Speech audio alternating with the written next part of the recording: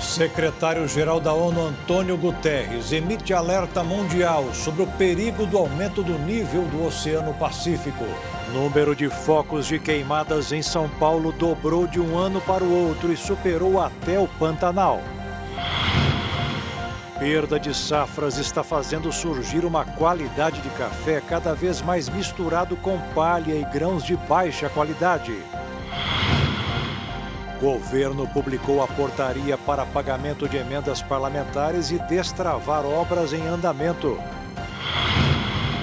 O Tribunal Superior Eleitoral autorizou que algumas instituições fiscalizem a realização das eleições para vereador e prefeito no Brasil, marcadas para outubro. Ditador da Venezuela, Nicolás Maduro, já mandou prender mais de 100 crianças para mostrar quem manda lá. Lateral do Nacional do Uruguai, Juan Izquierdo, que sofreu um mal súbito durante um jogo contra o São Paulo, agora só respira por aparelhos. E o Brasil acredita em campanha histórica dos atletas nas Paralimpíadas, que vão começar amanhã. É agora no Jornal das 22.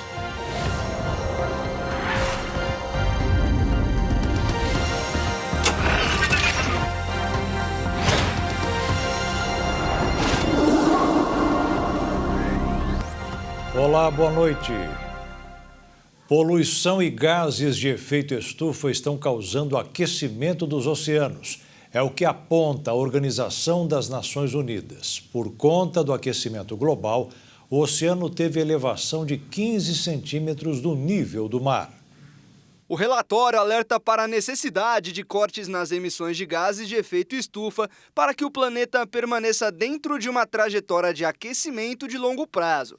A situação está afetando as vidas e os meios de subsistência de comunidades costeiras e nações ao redor do mundo. As ações climáticas e decisões tomadas por líderes políticos nos próximos meses e anos determinarão quão devastadores esses impactos se tornarão. No Brasil, os locais mais impactados são o Rio e a Atafona, distrito de São João da Barra, na região norte do estado. De 1990 a 2020, o nível do mar subiu 13 centímetros nas duas localidades. A projeção para o período que vai de 2020 a 2050 é de uma alta de 16 centímetros. A maior elevação do nível do mar dentre os locais avaliados foi registrada em Nova Orleans, nos Estados Unidos. De 1990 a 2020, o nível do mar subiu 26 centímetros. A projeção para 2020 a 2050 é de uma alta de 41 centímetros. A apresentação dos dados foi feita pelo secretário-geral da ONU, Antônio Guterres. De acordo com o relatório da Organização Meteorológica Mundial, nos últimos 30 anos, partes do Pacífico registraram elevação de 15 centímetros do nível do mar, a média global de 9,4 centímetros. O relatório ainda mostra que o aumento do nível do mar é consequência do aumento das temperaturas, que causa o derretimento das calotas polares. À medida que o aquecimento aumenta e o gelo derrete, o mar sobe de nível. Cerca de 90% da população vive a apenas 5 quilômetros da costa e metade da infraestrutura está a 500 metros do mar.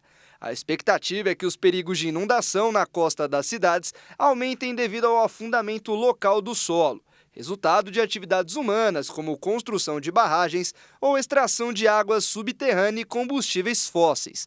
Além disso, um estudo recente projeta que eventos menores de inundações que atualmente ocorrem anualmente ocorrerão na maioria dos dias do ano em todo o mundo, com uma elevação de 70 centímetros no nível do mar. A Polícia Federal abriu inquéritos para investigar a origem de incêndios no país. Só no estado de São Paulo, o fogo destruiu o equivalente a 30 mil campos de futebol. O estado de São Paulo foi tomado por incêndios nas últimas semanas. Foram 3.175 focos registrados em território paulista desde o começo de agosto, o pior dado da série histórica para o mês. O maior número de focos foi observado na última sexta-feira, com 430 registros de incêndios. O governo de São Paulo confirmou que 21 municípios enfrentam focos ativos de incêndios e que, ao todo, 46 cidades estão sob alerta máximo para queimadas. A região de Ribeirão Preto é a mais crítica, concentrando a maior parte dos incêndios no estado. O fogo já destruiu o equivalente a 30 mil campos de futebol de cana-de-açúcar só no Oeste Paulista, em um intervalo de 3 dias. A Polícia Civil de São Paulo já prendeu 5 pessoas por suspeita de participação nos incêndios. Como muitos dos incêndios ocorrem em áreas de preservação ambiental, a Polícia Federal atua de maneira coordenada com o governo federal, estados e outras forças policiais para investigar as ocorrências. A PF também já abriu 32 inquéritos para investigar os casos de incêndios em vegetação ocorridos nos biomas da Amazônia, do Pantanal e também no estado de São Paulo entre 2023 e 2024. A corporação afirma que ampliou os esforços para combater os crimes ambientais. Os próximos passos da investigação incluem o envio de peritos especializados aos locais afetados e o uso de tecnologia avançada para identificar os pontos de origem dos incêndios. A PF quer identificar não apenas os autores do fogo, mas também os possíveis mandantes, buscando correlacionar esses crimes ambientais a outros delitos. Diante dos incêndios, Lula vai pedir a governadores a proibição do uso de fogo para manuseio da terra na seca. A sugestão para que governadores proíbam o uso de fogo controlado em seus estados já havia sido feita em uma reunião na Casa Civil, que ocorreu na última quarta-feira. O fogo controlado é um dos mecanismos usados em períodos de estiagem, na tentativa de reduzir o volume de material inflamável. Manaus também foi atingida pela fumaça e os moradores do município enfrentam dificuldade para respirar e enxergar, sendo esta a segunda ocorrência em menos de um mês. A intensa camada de fumaça começou na noite de ontem e a intensificou ao longo desta tarde. A Secretaria de Meio Ambiente do Amazonas informou que é por conta do aumento das queimadas no sul do estado. De acordo com o Sistema Eletrônico de Vigilância Ambiental, o nível do ar é considerado péssimo ou muito ruim e com altos níveis de poluição. Inclusive, muitas pessoas voltaram a usar máscaras nas ruas. A fumaça alcançou 22 municípios do Amazonas e eles estão em emergência ambiental. A onda também esteve presente em outros estados durante o fim de semana. Coberturas de fumaça no Rio Grande do Sul, Brasília e até mesmo em Goiânia, onde teve voos cancelados. O governo do estado já está tomando ações no combate às queimadas na região, em conjunto com o Corpo de Bombeiros. Mais de 20 cidades de Santa Catarina amanheceram com temperaturas negativas. Em Urupema, a mais fria do país, localizada na Serra, a mínima negativa passou dos 4 graus. Nesta madrugada, Santa Catarina congelou em ao menos 20 cidades com temperaturas negativas. Segundo a EPAGRE-CIRAM, a menor temperatura foi registrada em Urupema, na Serra Catarinense, onde os termômetros marcaram menos 4,60 e 3 graus. E houve formação de geada. Na vizinha Bom Jardim da Serra, os termômetros marcaram menos 4,36 graus. Em Caçador, no oeste, onde a temperatura marcou menos 1,6 graus e as árvores congelaram. Já em Alfredo Wagner, na Grande Florianópolis, os campos ficaram cobertos por geada em amanhecer de 3 graus negativos. Os registros acontecem após o fim de semana com neve e muito frio no estado. Segundo a Defesa Civil, o frio é resultado da forte massa de ar frio de origem polar combinada à umidade na região. Em Ponta Alta do Norte, a mínima ficou em 3,72 graus negativos. E em Otacílio Costa, a mínima ficou perto dos 3 graus negativos. Aquele famoso tira-casaco, bota-casaco nunca foi tão presente na vida dos brasileiros. Algumas semanas com sensações térmicas próximas dos 40 graus e outras com temperaturas abaixo dos 5. O desafio nesta situação não deixa de ser com relação aos cuidados com as crises respiratórias. Ora, o sol brilha imponente. Temperatura a todo vapor com sensação térmica próxima dos 40 graus. Tempo seco, queimadas. ora o tempo fica nublado, chuvoso e quem dá o ar da graça é o frio. E o termômetro chega a ficar abaixo dos 5 graus. Com toda essa oscilação, impossível, além daquele tira-casaco, bota-casaco, não dar uma atenção especial para as crises respiratórias, que ficam ainda mais presentes. Assim é a rotina da Caroline. Mãe de 2 crianças, os cuidados são então redobrados. Eu sou uma mãe meio desesperada, porque eu uno muito a medicina, só que como eu já sei o que pode acontecer de pior, eu sempre fico muito mais preocupada, né? Eu acho que às vezes o ser leigo é mais tranquilo, porque você ouve a opinião do seu médico e acaba fazendo aqueles cuidados. Agora, mesmo sendo médica, as preocupações da mãe Caroline são praticamente as mesmas com relação aos problemas respiratórios dos filhos, bem igual diversas outras mães. Eu sempre procuro fazer lavagem nasal neles diariamente, né, com a seringa ou com a garrafinha, né, que foi uma orientação da otorrino deles. Porque acaba que eles ficam mais secretivos, mais propensos a ter infecções de via aérea superior, né? Então, isso acaba dificultando também a respiração, principalmente noturna, acaba levando a muitas tosses. E olha que toda essa prática são transformadas em ensinamentos para uma vida. Estando ou não clima seco, a Laura aprendeu tudo direitinho. E quando está muito seco, eu faço lavagem no meu nariz para melhorar minha respiração. E quando está muito seco, a mamãe coloca umidificador no quarto. Diante de todas essas mudanças de quadro térmico, o organismo sofre com as alterações de umidade e temperatura, tanto no sistema cardiovascular quanto no respiratório. Este especialista afirma que atitudes muitas vezes simples podem evitar maiores complicações com a saúde. A ideia é amenizar os impactos da desigualdade climática. O que é o principal, assim? A gente aumentar bastante a hidratação, né? Tomar muita água, tomar líquido, como suco, água de coco, né? Outra coisa que é interessante é a gente ficar usando soro fisiológico no nariz para fazer uma hidratação da mucosa do nariz, que é a grande barreira de entrada de micro-organismos e os alérgenos, que são os irritantes, né? A fumaça. Dossi ainda faz uma ressalva com relação ao uso do ar-condicionado quando o clima está muito seco. Neste caso, é também usar o umidificador. O que o ar-condicionado faz, e nesse calor a gente liga mesmo, né, ele ajuda a retirar um pouco mais essa umidade. Então, o umidificador, ele ajuda muito, principalmente nesses extremos. Claro, se a gente deixar ligado e tiver chuvoso e esse ambiente úmido, ele vai fazer com que haja uma proliferação, principalmente de fungos, né? Ácaros também. Mas como a gente está num extremo muito baixo de umidade, ele é muito benéfico. E mais, diante de qualquer quadro que cause febre, é importante procurar auxílio médico e não se automedicar. Mas se a pessoa percebeu, tem alguma coisa diferente, está com uma secreção muito espessa, está com dor, está com febre, está com cansaço fora do normal, alguma coisa que ela percebeu que está saindo fora do que ela considera normal, é interessante buscar a ajuda de alguém para ver se não tem alguma outra doença que está por trás.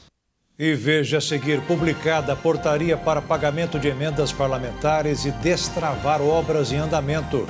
E a perda de safras está fazendo surgir uma qualidade de café cada vez mais misturado com palha e grãos de baixa qualidade.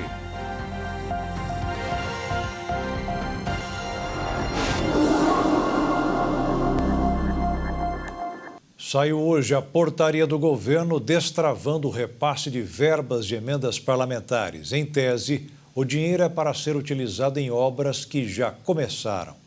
A medida consta em uma portaria conjunta da Secretaria de Relações Institucionais e os Ministérios da Fazenda, Planejamento e Orçamento, Gestão e Inovação, além da Controladoria Geral da União, publicada nesta terça-feira no Diário Oficial da União. Segundo, então, essa portaria conjunta, no caso da execução orçamentária das emendas impositivas para atender obras efetivamente iniciadas ali, os órgãos e entidades da administração pública federal deverão levar em consideração a data da primeira ordem de serviço ou da autorização de início da obra que caracteriza caracterizará ali o início desta obra. É classificada como obra paralisada aquelas que foram iniciadas e que estejam sem apresentação de boletim de medição por período igual ou superior a 90 dias, declarada como paralisada pelo órgão ou entidade da administração pública federal, independentemente do prazo, cuja empresa executora tenha declarado que não dará continuidade à obra independentemente do prazo ou que tenha sido interrompida por decisão judicial ou determinação de órgão de controle interno ou até mesmo externo. Para o caso, então, das ações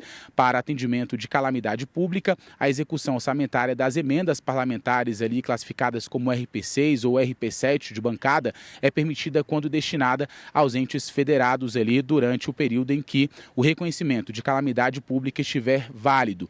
Pela portaria conjunta é permitida, então, a execução financeira das despesas mesmo cessado o estado de calamidade pública. Ainda, segundo, então, essa portaria, as emendas RP6 e as de bancada deverão ser configuradas pelos órgãos centrais dos sistemas de planejamento e orçamento federal e de administração financeira federal, como passíveis de empenho e também pagamento ali no CIAF. Ainda, então, de acordo com esse documento, a solicitar ali a autorização de liberação de limite financeiro à Secretaria de Relações Institucionais da Presidência da República para pagamento de emendas impositivas, o órgão setorial deverá declarar ciência que a despesa está em consonância com o estabelecimento ali, o estabelecido na decisão cautelar do STF. Na semana passada, o governo e o Congresso, o Judiciário, fecharam um acordo para estabelecer os critérios para a liberação de emendas e, pelo acordo então firmado, as emendas PIX serão mantidas com pagamento obrigatório, então, e sem necessidade de convênio com a União, mas passará a ser exigida a identificação prévia sobre como será usado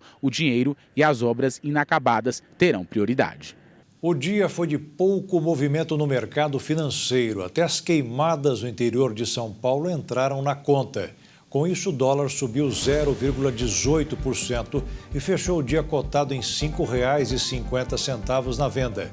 E a Bolsa de Valores de São Paulo quebrou uma sequência de alta, mas o pregão terminou em quase estabilidade, aos 136.776 pontos. O preço do café está subindo com força nos mercados internacionais e, mesmo sendo um dos maiores produtores do mundo, a alternativa dos cafeicultores brasileiros para manter as vendas internas tem sido misturar grãos de baixa qualidade e até um pouco de palha. O cheiro fica igual e o preço também.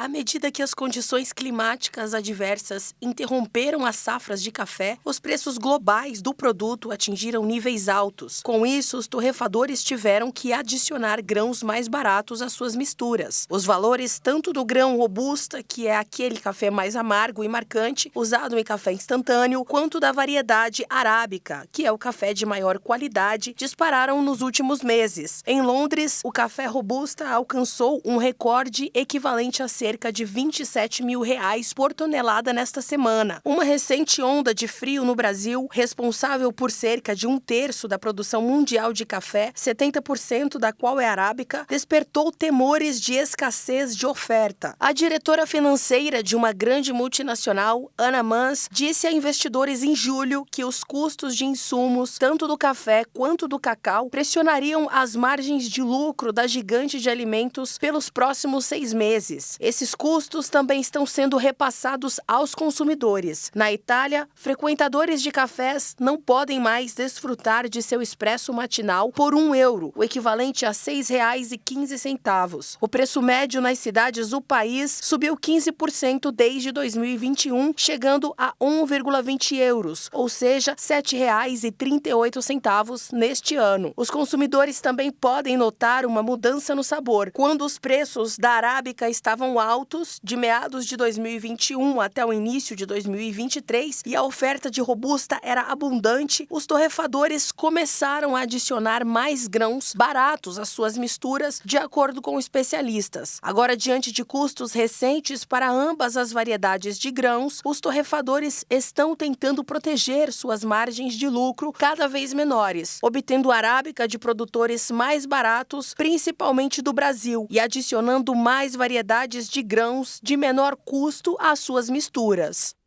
Mais uma receita indigesta para quem tem ou não quer ter diabetes. Um estudo feito com 2 milhões de pessoas revelou que as carnes vermelhas e processadas aumentam o risco da doença. A pesquisa foi realizada em 20 países e indicou que comer carnes vermelhas e processadas, como bifes, bacon, presunto, linguiça e salsicha com frequência, pode resultar em alguns malefícios sérios para a saúde, entre eles o diabetes tipo 2 e o câncer de intestino.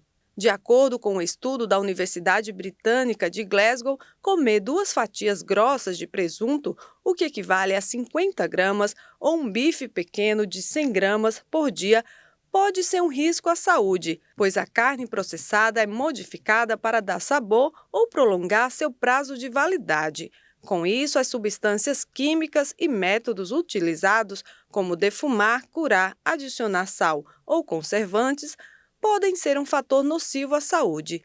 E mesmo a carne sendo uma boa fonte de proteínas, vitaminas e minerais, às vezes também contém gordura saturada, que pode ser associada a níveis elevados de colesterol no sangue, o que aumenta o risco de doenças cardíacas. Os dados sugerem que cortar esses alimentos da dieta pode também proteger as pessoas de doenças cardíacas e derrames. Apesar da ampla pesquisa, os profissionais afirmaram que o estudo não pode ser conclusivo e muito menos causar medo ou pânico nas pessoas. Por isso, a dica é sempre comer com moderação.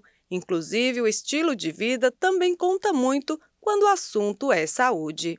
O turismo nas favelas está crescendo e no Rio de Janeiro, o Vidigal e a Rocinha assumiram postos de destaque no ranking dos locais mais procurados pelas pessoas que visitam a cidade.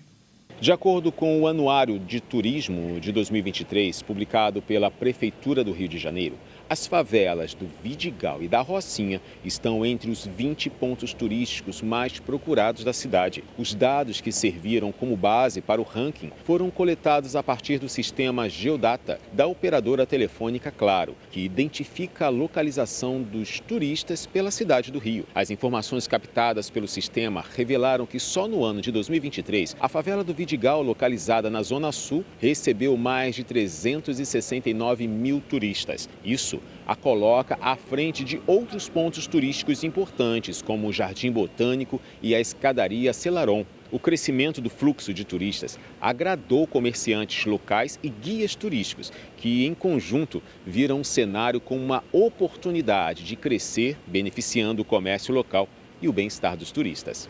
A cada dia que passa, o cidadão vê a situação piorar quando o assunto é lixo. Os problemas começam na coleta, passam pelo descarte e terminam no setor da reciclagem. Da montanha de resíduos produzidas todo ano, o Brasil tem apenas 4% reciclados.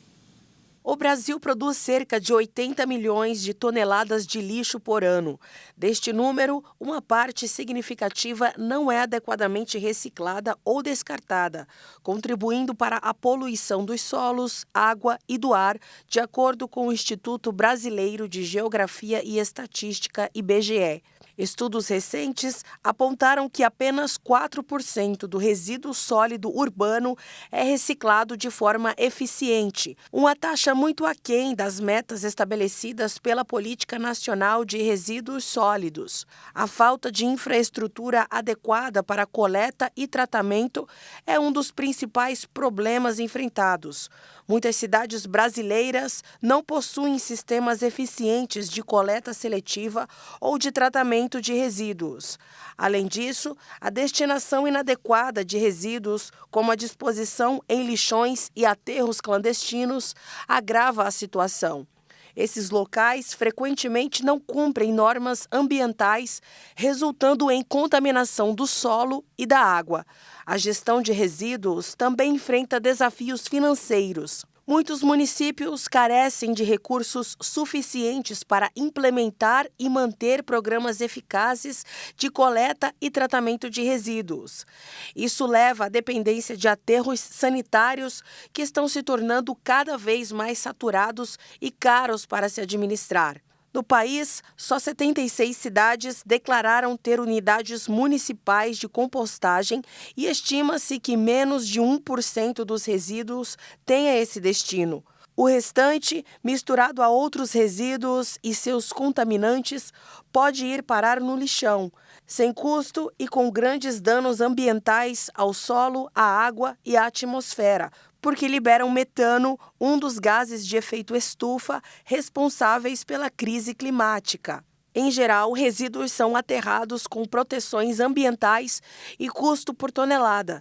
Nesses aterros sanitários, o metano produzido pela decomposição pode ser recuperado para a produção de energia e biocombustível, mas aqueles equipados para isso ainda são minoria no país. A crise do lixo no Brasil é um problema complexo que exige ações coordenadas e sustentáveis. A solução passa pela melhoria das infraestruturas de coleta e tratamento, pela adoção de práticas mais sustentáveis e pela conscientização da população. Com esforços conjuntos e uma abordagem integrada, o Brasil pode avançar rumo a uma gestão de resíduos mais eficiente e menos prejudicial ao meio ambiente e à saúde pública. E veja a seguir, o Tribunal Superior Eleitoral autorizou que algumas instituições fiscalizem a realização das eleições para vereador e prefeito no Brasil. E na Venezuela, ditador Nicolás Maduro já mandou prender mais de 100 crianças para mostrar quem manda lá.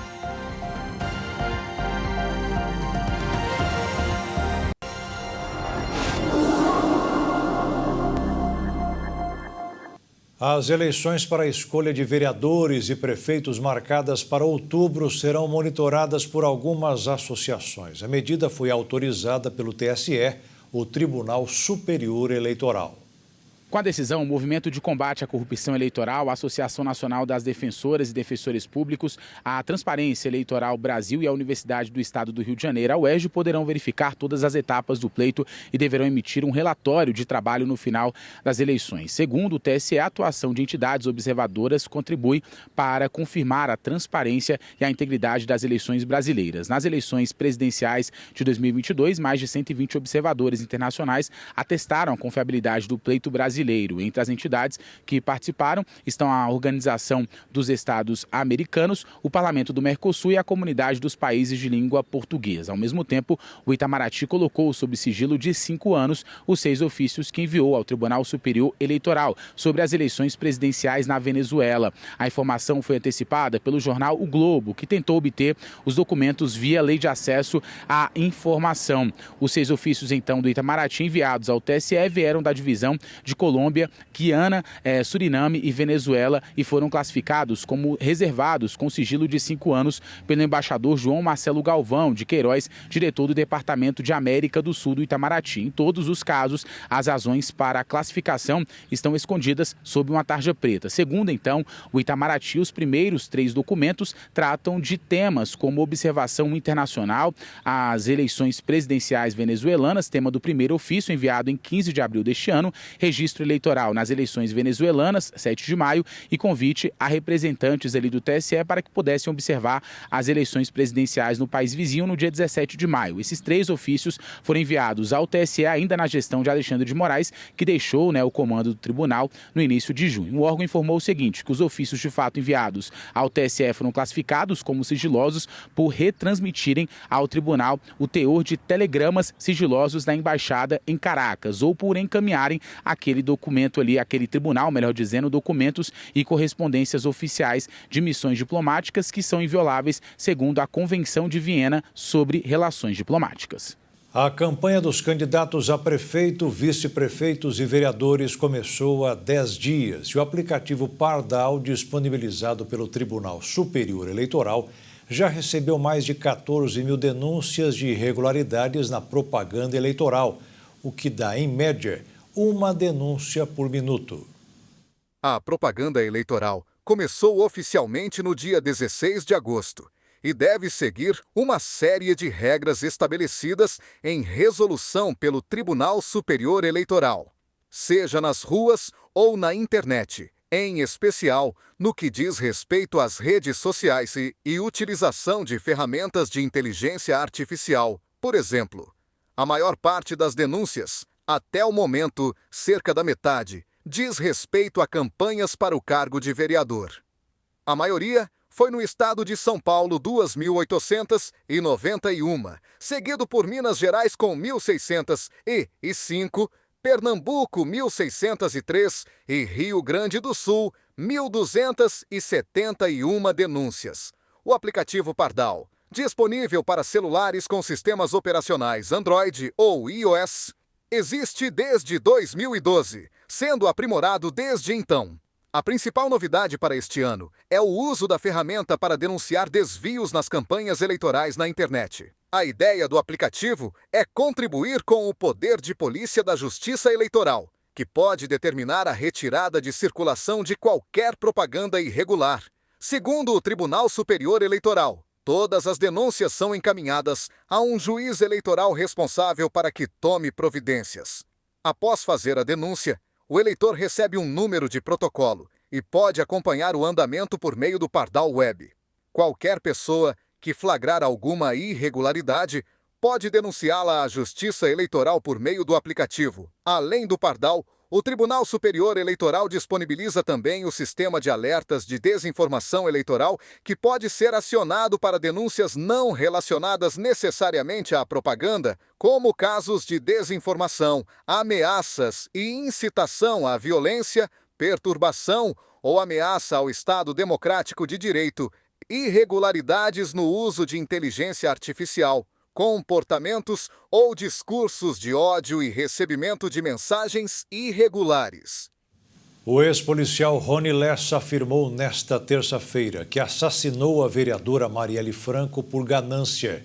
Durante uma audiência virtual no Supremo Tribunal Federal, Lessa classificou o crime como asneira. Ele, que firmou um acordo de delação premiada, voltou ainda a contar como foi contratado pelos irmãos Domingos e Chiquinho Brazão, que estão presos desde março deste ano. Esta também é a primeira vez que Rony Lessa e irmãos Brazão se encontram desde suas prisões. A proposta foi feita em troca de exploração de terrenos no Rio de Janeiro. Segundo o ex-agente, as pesquisas sobre políticos do PSOL começaram em 2012. Seu contato para o recebimento dos pedidos era o PM Edmilson de Oliveira, que foi executado em 2021. E foi assim que recebeu a ordem para a execução da vereadora. Marielle Franco e seu motorista Anderson Gomes foram mortos no dia 14 de março de 2018. O regime do ditador Nicolás Maduro está cada vez mais cruel. De acordo com denúncias de ativistas, contrário ao regime, Maduro prendeu 120 crianças e adolescentes a partir de 13 anos de idade em repressão aos protestos contra a reeleição dele. Segundo os relatos feitos ao Washington Post, oficiais militares de contra-inteligência bateram a porta da residência de uma família e foram entrando. Os agentes apontaram fuzis contra uma mulher de 40 anos e seu filho de 5. Eles prensaram contra a parede seu filho de 15 anos. O algemaram e passaram a estapear sua cara até ele revelar o nome de um amigo, e o arrastaram para dentro de uma van. Posteriormente, o adolescente contou para a mãe que os militares o espancaram, pisotearam sua cabeça e chutaram seu corpo. Ele lhe disse que foi atingido no tórax, nas costelas e nos braços. Mãe e filho conversaram com o Washington Post sob condição de anonimato porque o adolescente recebeu ameaças de morte. A mulher e seu filho de 5 anos passaram a noite na cadeia, mas o jovem de 15 anos ficou preso 20 dias e foi impedido de receber visitas da família por uma semana. Esse adolescente é um entre pelo menos 120 menores que foram presos pelas forças de segurança de Nicolás Maduro, desde que o autocrata socialista proclamou-se reeleito no mês passado, de acordo com várias organizações de defesa de direitos humanos. Os menores estão entre as mais de 1.600. Pessoas presas, capturadas nos protestos ou nas proximidades, ou levadas de suas residências no meio da noite, em muitos casos, sem mandados. Seus advogados também têm sido alvo do regime de Maduro. A oposição venezuelana, o governo Joe Biden e líderes latino-americanos. E de todo o Ocidente acusam Maduro de fraude eleitoral. Uma análise do poste de atas eleitorais, impressas por máquinas de votação coletadas por observadores eleitorais da oposição, indica que seu principal desafiante, Edmundo Gonzalez, recebeu mais que o dobro de votos na eleição de 28 de julho. Segundo os advogados que defendem os menores, eles foram acusados de terrorismo. Mais de 100 deles seguem sob custódia do Estado venezuelano. O exército ucraniano afirmou que as tropas de Moscou lançaram 91 drones e mísseis contra o território da Ucrânia. Essa é a segunda noite de bombardeios intensos que deixaram até agora pelo menos 4 mortos e 16 feridos. O exército ucraniano afirmou nesta terça-feira que as tropas de Moscou lançaram 91 mísseis e drones contra o seu território, dos quais conseguiram derrubar 60 drones e 5 mísseis de diferentes tipos. As mortes ocorreram nas regiões de Zaporísia e Kryvyi, no sudeste da ex-República Soviética, invadida pela Rússia em fevereiro de 2022. Sem trégua nos combates na região, famílias ucranianas empacotam os seus pertences e deixam as suas vidas para trás, através de comboios para o oeste. Para alguns pais, o futuro dos filhos é a maior preocupação. Essa é a segunda noite de bombardeios intensos que deixaram até agora pelo menos 4 mortos e 16 feridos. O presidente ucraniano, Volodymyr Zelensky, disse na terça-feira que seus militares implantaram caças F-16 fornecidos pelo Ocidente para derrubar drones e mísseis que a Rússia disparou em ataques recentes. Zelensky recusou a dizer quantos caças F-16 foram entregues pelos países ocidentais. Ele disse que a Ucrânia ainda precisava de mais jatos. Ninguém falou sobre isso, mas já destruímos. Neste enorme ataque dos russos, já destruímos alguns mísseis e drones usando o F-16. Não vou contar quantos, mas fizemos isso graças aos parceiros que nos deram o F-16 fornecido para nós. Mas, novamente, não é o suficiente. Temos um pequeno número de F-16. Zelensky disse ainda que seus militares realizaram recentemente o primeiro teste bem-sucedido de um míssil balístico produzido internamente. A Ucrânia tem tentado desenvolver a sua própria indústria de armamento e encorajar a produção militar no seu próprio território como parte dos esforços para se tornar menos dependente da ajuda militar ocidental. O presidente ucraniano garantiu que as suas tropas já controlam 100 cidades e 1.294 quilômetros quadrados de terra em Kursk, onde também capturaram 594 soldados russos. E veja ainda hoje, lateral do Nacional do Uruguai, Juan Izquierdo, que sofreu um mal súbito durante um jogo contra o São Paulo, agora só respira por aparelhos. E Brasil acredita em campanha histórica dos atletas nas Paralimpíadas, que vão começar amanhã.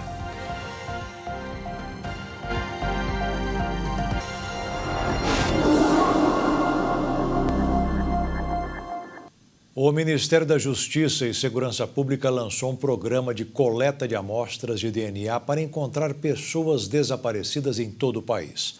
As inscrições poderão ser feitas até a próxima sexta-feira.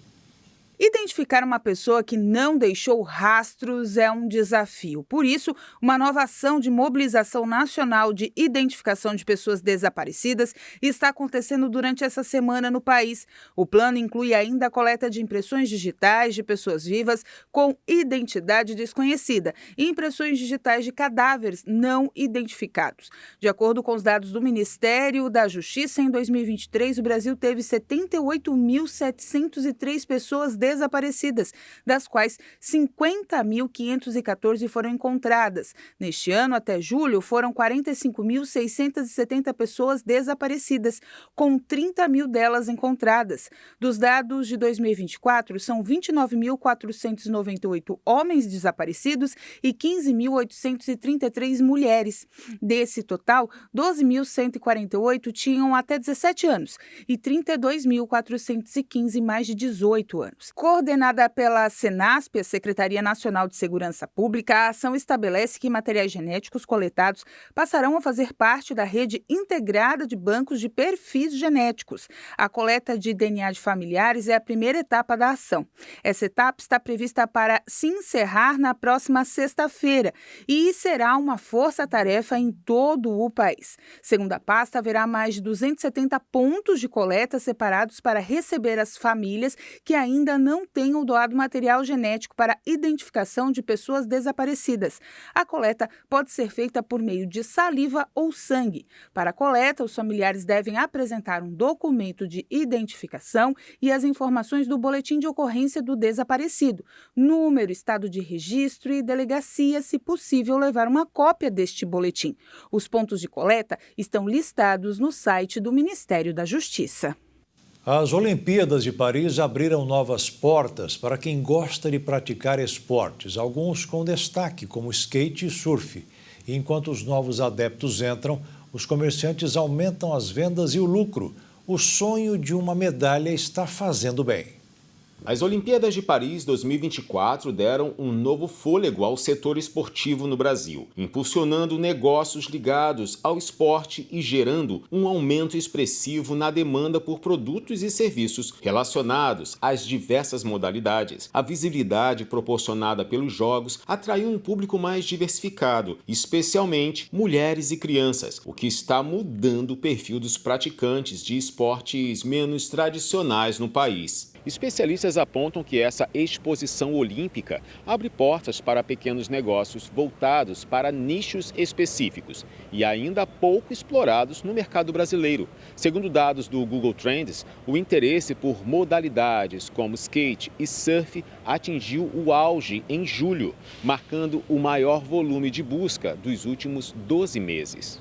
A medalha de bronze conquistada por Raíssa Leal, a segunda em Olimpíadas, gerou um boom na procura por aulas de skate, com diversas escolas registrando um aumento significativo na demanda. O perfil dos alunos, antes predominantemente masculino, agora inclui um número crescente de meninas, principalmente na faixa etária de 14 anos. Além disso, comerciantes de skates e acessórios também observaram um aumento nas vendas. No surf, a medalha conquistada por Gabriel Medina inspirou muitos brasileiros a buscarem aulas, especialmente em escolinhas localizadas nas praias do litoral. Fabricantes de pranchas e professores relataram um crescimento nas buscas pelo esporte, refletindo o impacto das conquistas olímpicas. Outro segmento que experimentou um crescimento após os Jogos de Paris foi o mercado de itens colecionáveis, como estátuas, cards, gravuras, miniaturas e histórias em quadrinhos relacionados aos atletas nacionais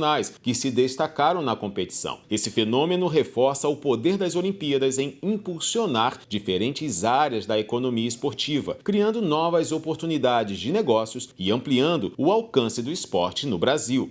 Nós acabamos de receber a informação aqui no nosso departamento de jornalismo que acaba de falecer o zagueiro Juan Izquierdo. Ele estava internado no Hospital Albert Einstein, em São Paulo, desde a última quinta-feira, quando teve uma parada cardíaca por conta de uma arritmia durante o jogo entre São Paulo e Nacional Uruguai, no Morumbi. Izquierdo passou mal durante o segundo tempo da partida, válida pelas oitavas da Libertadores, e desmaiou no gramado. Ele recebeu os primeiros atendimentos de urgência ainda em campo e prontamente foi levado ao hospital, onde recebeu manobras de ressuscitação cardiorrespiratória. Está, infelizmente, a morte desse craque que acabou falecendo. Aí, o Izquierdo, as nossas condolências à família. Lamentamos o que aconteceu com o lateral esquerdo do Uruguai. Amanhã vai acontecer em Paris a abertura dos Jogos Paralímpicos 2024. A Cidade Luz receberá cerca de 4.500 atletas para competir nas primeiras Paralimpíadas de Verão a serem sediadas pela França. Os Jogos contarão com a mistura usual de estrelas internacionais experientes que esperam melhorar suas marcas e novatos que buscam a projeção. O pernambucano Felipe Rodrigues é o brasileiro com mais medalhas na história da competição entre os 280 atletas convocados pelo país para esta edição dos Jogos. Recifense, o nadador conquistou ao menos uma medalha em cada uma das 4 edições dos Jogos que disputou. De Pequim, 2008 a Tóquio, 2020. No total, ele soma 5 pratas e 3 bronzes. Felipe nasceu com um pé torto e com apenas 4 semanas de vida foi submetido a 2 cirurgias. No entanto, ele teve uma infecção que fez com que o joelho e principalmente o tendão parassem de crescer, impedindo os movimentos do pé direito devido à fraqueza do joelho. A natação foi uma atividade que ele começou a fazer aos 8 meses de idade. Como fisioterapia, a resposta é, de fato, complexa. Mas é possível traçar um caminho feito pelas organizações e atletas paralímpicos ao longo das últimas décadas e que explicam o salto de qualidade que o Brasil teve e que é esperado que continue tendo nas provas na capital francesa. As principais razões que apontam o país como um dos destaques paralímpicos passam desde a lógica de que os investimentos geram resultados, principalmente a longo prazo, até um contexto social que é muito forte no Brasil. Em um país onde as pessoas com deficiência encontram barreiras para praticar suas atividades mais simples do dia a dia, nas ruas de quase todas as cidades, o esporte surge como uma realidade, onde há, de fato, uma valorização diante do esforço e evolução constante de quem tem alguma deficiência. E a combinação desses fatores com o talento de cada um dos atletas vem colocando o Brasil como um destaque mundial. De 2008, na edição de Pequim para cá, o Brasil sempre figurou no top 10 de mel. E o Brasil vai chegar com força na briga por medalhas. Uma das expectativas é a do futebol de cegos, que está invicto há mais de 20 anos. A seleção brasileira de futebol de cegos tem uma das maiores hegemonias já vista na história das Paralimpíadas. Ela está invicta no torneio há mais de 20 anos. Desde a estreia da modalidade nas Paralimpíadas de Atenas em 2004, a seleção nunca perdeu. Foram 27 jogos disputados em 5 edições, com um histórico de 21 vitórias e 6 empates. Agora a seleção busca o hexacampeonato nos Jogos de Paris de 2024 e vem confiante após 7 meses de treinamento intensivo. E os Jogos acontecerão em uma arena já conhecida pelo povo brasileiro. Assim como o vôlei de praia das Olimpíadas, os Jogos serão disputados na icônica Arena da Torre Eiffel, onde a dupla brasileira Ana Patrícia e Duda trouxeram o ouro para o Brasil. O Brasil irá enfrentar na fase de grupos a Turquia, a França e a China. Os jogos começam a ser disputados no dia 2 de setembro e a final marcada para o dia 7. E o Jornal das 22 termina aqui. Uma boa noite e fique na paz. Tchau.